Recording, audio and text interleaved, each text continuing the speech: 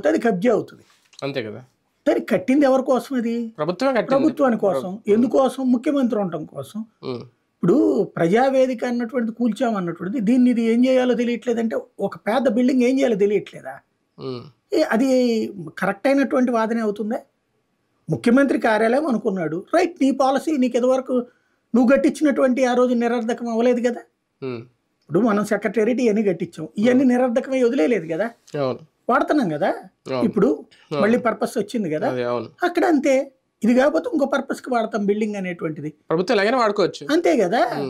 అది కూడా ఏంటి అత్యంత విలాసవంతమైంది. ఎందుకంటే ఎవడో జైల్లో కూర్చున్న సుఖేష్ చంద్రశేఖర్ చక్కగా చెప్పాడు, మా కంపెనీకి ఇచ్చేయండి, నేను ఇస్తాను ఏడాదికి 500 కోట్లు అని చెప్పేసి. ఇది ఏడాదికి 100 కోట్లు ఎంతో నేను డబ్బులు ఇస్తా, లేకపోతే మాకు అమ్మేయండి 30% ఎక్కువ డబ్బులు ఇస్తానన్నాడు. ఒక రకంగా సంపద సృష్టిగా, అంతే కదా, సంపద సృష్టించి పెట్టినట్టే కదా. అసలు నిజంగా చెప్పాలంటే వాళ్ళు దాన్ని నువ్వు సీఎంగా వాడుకోనక్కర్లేదు, రైట్. దాన్ని తీసుకొచ్చి ఒక టూరిజం పర్పస్ కింద కనుక పెడితే, ఇప్పుడు నేను కొన్ని 100 కవర్ చేసి ఉంటా సాఫ్ట్వేర్ కంపెనీల వాళ్ళు ఎన్ని, అదే విశాఖపట్నానికి వచ్చేసి ఎంజాయ్ చేసేటటువంటి వాళ్ళు, వాళ్ళ కాన్ఫరెన్స్లో ఎన్ని ఆ సముద్ర పొడ్డును కావాలని కోరుకుంటారు. మీకు ఆ పార్క్ హోటల్ ఎన్ని ఎందుకు తీసుకుంటారు? వాళ్ళు దానికోసమే తీసుకుంటారు. శుభ్రంగా ఇక్కడ పెడితే ఎంత మీకు ఏ స్థాయిలో డబ్బులు ఇవ్వంటే ఆ స్థాయిలో ఇస్తారు. ఒక సాఫ్ట్వేర్